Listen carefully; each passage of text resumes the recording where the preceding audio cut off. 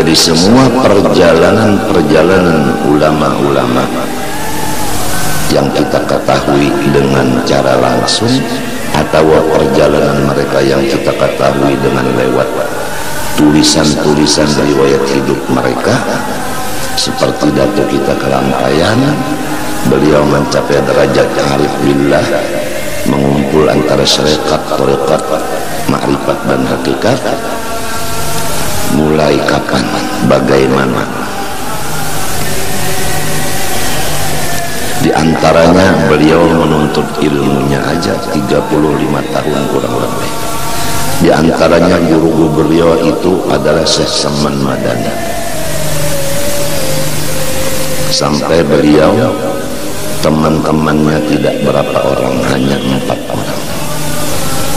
Di antaranya lagi di sana tidak ada pula warga selama 35 tahun menuntut ilmu, dan tidak ada tahu jalan kecuali ke masjid dan ke tempat guru.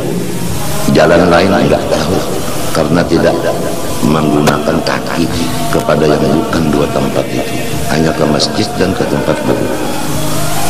Di antaranya lagi beliau duduk adalah senangnya di saf yang di belakang.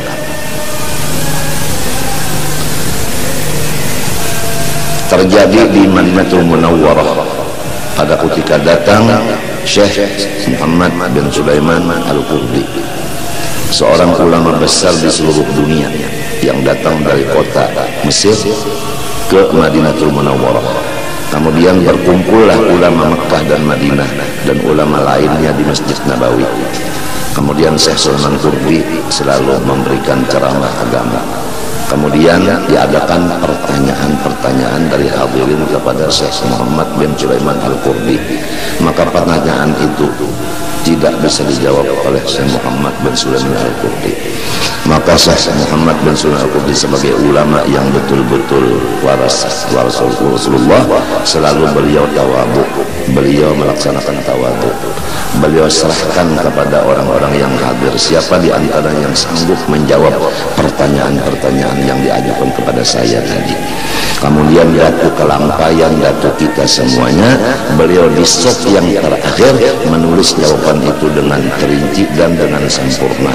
Jawaban tadi diserahkan kepada sop yang di muka sampai kepada yang di tengah-tengah, yaitu Syekh Sulaiman Al-Qurdi. Kemudian saya melihat jawaban itu, masya Allah, betul, tidak bisa lagi diapa-apai. Kemudian saya mau Sulaiman menanyakan siapa yang menulis, yang menjawab ini. Lalu ditanyakan ini yang paling di belakang ini Muhammad Arsyad, dari mana? Dari Banjar. Disitulah digelar Al-Banjari.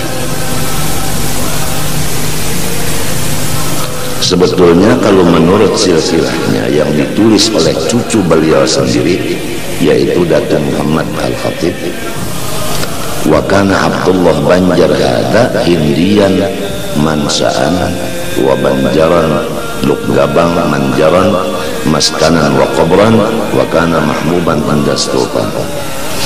Di situ ada tulisan daripada cucu beliau yang tidak pernah berdusta. Ini Datuk Muhammad Al-Khatib tidak pernah berdusta.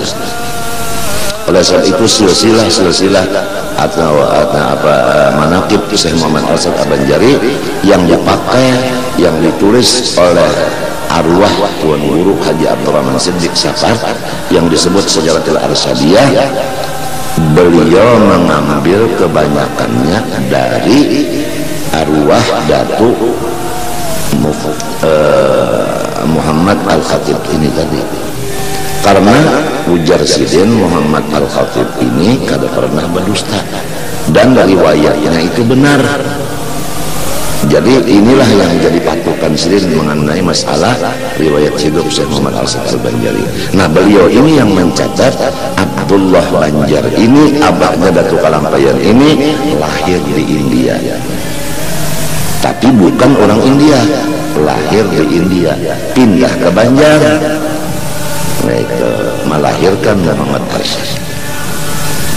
Nah, di atasnya Abdullah Banjar ini bin Abu Bakar Al-Hindi.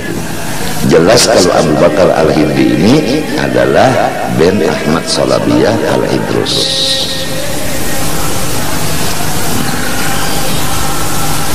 Tapi karena orang-orang dahulu itu tidak membicarakan masalah nasab karena takut fakhr, maka ditutup yang demikian itu, sehingga yang tersebar yang di Madinah ini tadi, yaitu dari mana kamu? Dari Banjar, Al-Banjari, begitulah. Jadi laqab Al-Banjari itu waktu ini terjadinya. Jadi kita harus tahu tarikh-tarikhnya, itu laqab. Gelar itu tarikhnya kapan, waktu apa. Semua didapat daripada orang-orang tua-tua, nang soleh-soleh.